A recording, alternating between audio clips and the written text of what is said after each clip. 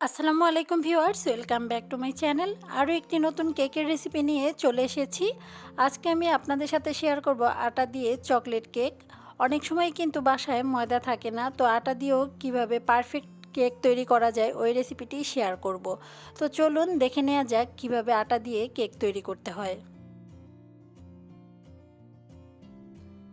Cake তৈরি করার জন্য ফার্স্টেই আমি শুকনো উপকরণগুলো চেলে নেব। তো এই জন্য আমি একটা চালনি নিয়েছি। এখন এর মধ্যে নিয়ে নেব হাফ কাপ পরিমাণের আটা। আপনারা চাইলেও কিন্তু এখানে ময়দাও দিয়ে নিতে পারেন। এখন দিয়ে দেব হাফ চা চামচ পরিমাণের বেকিং সোডা। তো আজকে আমি সোডা দিয়েই তৈরি করব। আপনারা চাইলে বেকিং পাউডারও দিতে পারেন, তবে সোডা দিলে কিন্তু অনেক বেশি সফট হয় কেক। দিয়ে দিচ্ছি 2 টেবিল চামচ পরিমাণের গুঁড়ো দুধ। আর গুঁড়ো দুধটা দিলে কিন্তু কেকটা অনেক ফ্লাফি হয়। তো এখন আমি দিয়ে দিচ্ছি 1 টেবিল চামচ পরিমাণের কোকো পাউডার। অবশ্যই ভালো ব্র্যান্ডের কোকো পাউডার নেওয়ার চেষ্টা করবেন। এখন আমি এই সব শুকনো উপকরণগুলো একটু চেলে নিচ্ছি।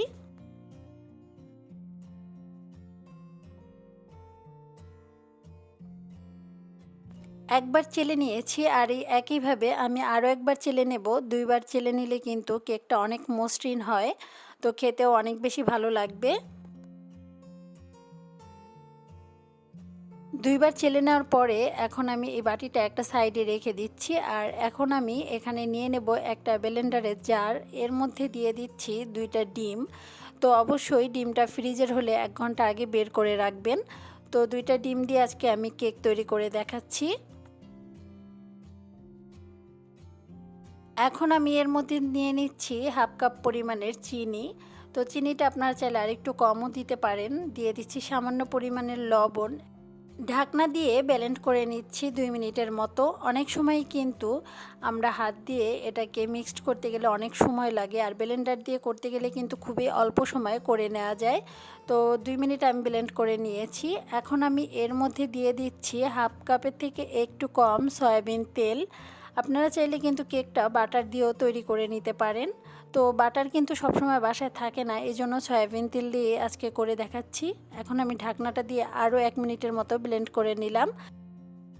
দেখতেই পাচ্ছেন এই মিশ্রণটা কিন্তু অনেকটা ক্রিমি হয়েছে। আগে থেকে চেলে নেওয়া শুকনো উপকরণের মধ্যে আমি অল্প অল্প করে ডিমের মিশ্রণটা দিয়ে দিচ্ছি। একসাথে দেয়া যাবে না, তো অল্প অল্প করে দিয়ে আমি ভালোভাবে মিশিয়ে নিচ্ছি। এই কাজটা কিন্তু একটু সময় নিয়ে হালকা হাতে করে নিতে হবে, আর এটা কিন্তু একসাথে দিতে গেলে লামস বেঁধে যাবে।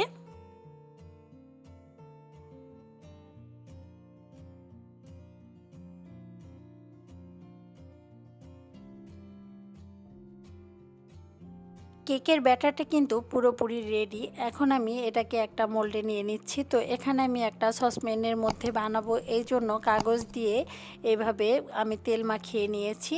এখন আমি এর মধ্যে একটু উপর থেকে কেকের ব্যাটারটা দিয়ে দিচ্ছি। অবশ্যই একটু উপর থেকে দিবেন, তাহলে কিন্তু এটার ভিতরে কোনো লাম্পস থাকবে না। তো এখন আমি পুরোটা দিয়ে একটু ট্যাপ করে দিচ্ছি। ব্যাটারটা ঢেলে নিয়েছি। এখন আমি চুলায় একটা প্রেসার কুকার বসিয়ে দিলাম, আর এর মধ্যে দিয়ে দিলাম একটা স্ট্যান্ড। আমি প্রেসার কুকারে বানিয়ে দেখাবো কোনো রকমের লবণ বালি ছাড়া। তো 5 মিনিট ফ্রি হিট করে নিয়েছি। এখন আমি এর মধ্যে দিয়ে দিচ্ছি কেকের সেই মোল্ড। তো এটা দেওয়ার পরে আমি 40 মিনিটের জন্য লো আঁচে এটাকে বেক করে নেব। প্রেসার কুকারের যে ছিটি আছে ওইটা কিন্তু খুলে রাখতে হবে। তো এখন আমি 40 মিনিটের পরে কেকটা চেক করে নিচ্ছি।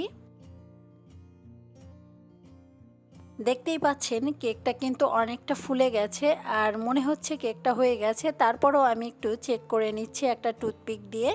তো টুথপিকটা যদি ক্লিন ওঠে তাহলে বুঝতে হবে কেকটা হয়ে গেছে। তো টুথপিকটা কিন্তু ক্লিন আসছে। এখন আমি কেকটাকে মোল্ড আউট করে নেব। মোল্ড আউট করার আগে আমি ছুরি দিয়ে সব সাইডে একটু ছাড়িয়ে নিচ্ছি। তো এভাবে ছাড়িয়ে নিলে কিন্তু খুব সুন্দরভাবে কেকটা উঠে যায়। একটা প্লেটের উপরে আমি কেকটা মোল্ড আউট করে নিলাম। তো এখন আমি এই সাইডের কাগজগুলো ছাড়িয়ে নেব, আর এগুলো কিন্তু খুব সুন্দরভাবেই উঠে যাচ্ছে, দেখতেই পাচ্ছেন। সাইডের কাগজগুলো ছাড়িয়ে নিয়েছি, আর দেখতেই পাচ্ছেন কেকটা কিন্তু অনেক বেশি সফট হয়েছে, দেখলেই বোঝা যায়। তো আপনারাও কিন্তু আটা দিয়ে এইভাবে বাসায় কেক তৈরি করতে পারেন। এখন আমি পিছনের সাইডের কাগজটাও তুলে নিচ্ছি।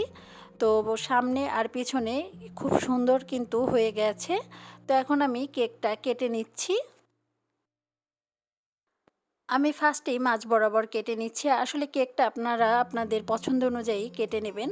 তো আমি একটু দেখিয়ে দিচ্ছি ভিতরটাও কতটা সফট হয়েছে। তো এটা কিন্তু চোখে দেখলেই বোঝা যায়, এটা বলার কিছু নেই। এটা কিন্তু খুবই ভালো হয়েছে। যারা মনে করেন আটা দিয়ে একদমই কেক হবে না, এই রেসিপিটি তাদের জন্য ছিল।